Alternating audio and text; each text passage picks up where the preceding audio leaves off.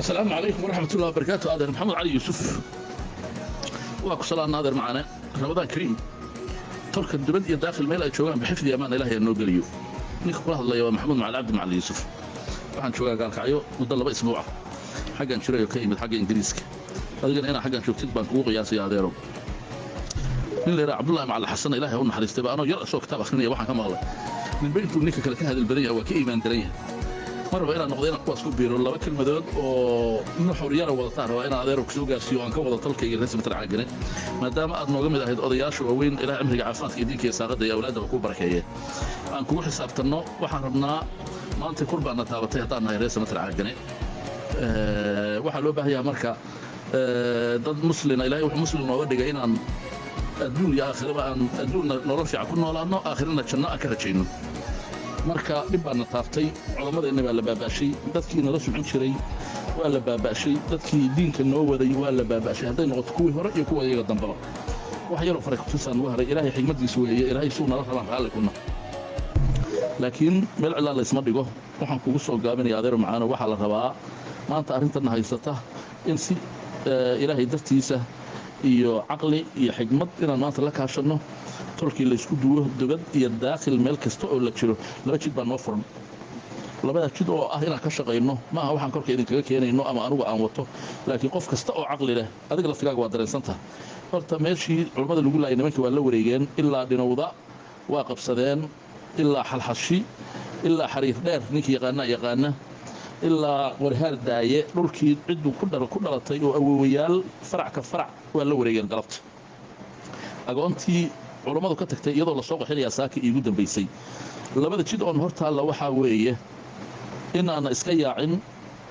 oo sida xoolihii aan la iska kaayalayn nimankaasi waa diyaarsan yihiin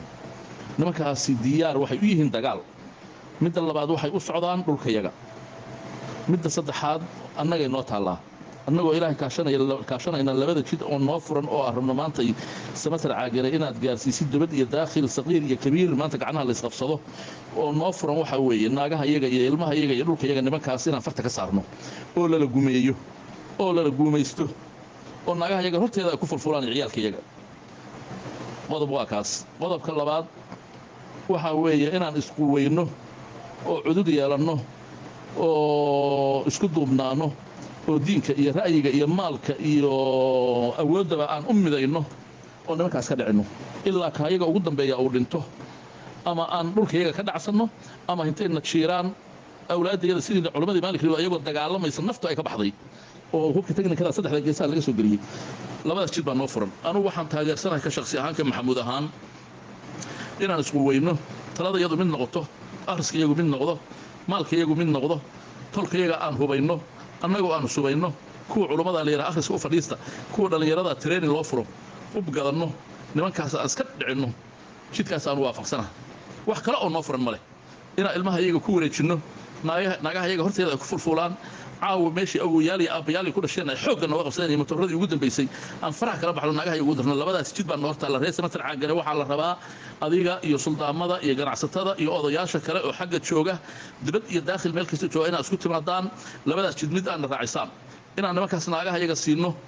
iyo inaan awooddayada inta dhisno hadda aanna yaacin oo nimankaas meelaa iska saarno oo dhulka iyaga iyo maalka iyaga haddaba rag iguma harin labaatimeeya iga marayaane aan iska dhicinno saasaan adeero macaanu soo jeedinay ku soo faray kuu soo sheegay wax allaale iyo wixii ra'yigana waxaa kaa rabnaa inaad degdeg noogu soo celisaan 48 saacadood soo socota waxaana anugu ka maxamuud ahaan aad u jeclaha wallaahi billahi waa iga daacad ilaahu rabbi soon baa lagu jiraayo subaasiladii bari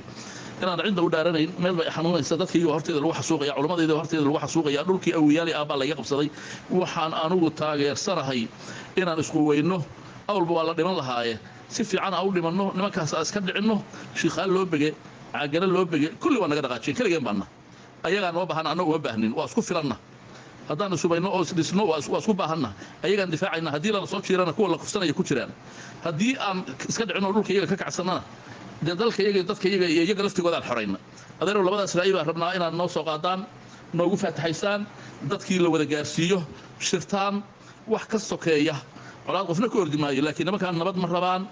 colaad bay rabaan colaaduna waa dhulka iyaga naga rabaan inay naga kacsadaan waa iska caddahay intaan wiilashooda la layn oo labada nin maalinkiilood la dilin waxay cabirteen cadaadii 4 waaqo waxay cabirteen balligii Shanbiraale dhabarkiisa waxay cabirteen xariir dheer waxay cabirteen xalxashi baabuur iyo laamiyeeriyaal iyo dhismay keensadeen waa la arhiyey waa la wada fadhiistay loogu waday oo loogu waday oo loogu waday